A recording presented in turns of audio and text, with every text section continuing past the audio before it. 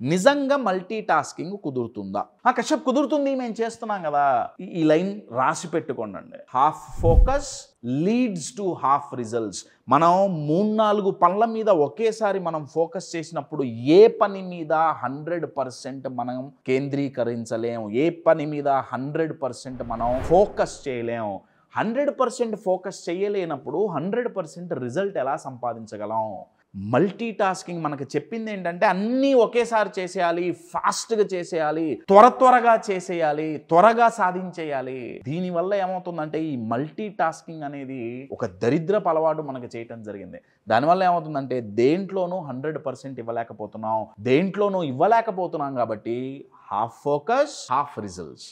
Solution ఏంటి my dear friends? ఎంత urgency అయినా సరే 1 థింగ్ ఎట్ ఏ టైం. అది చాలా చాలా ఇంపార్టెంట్ అండి.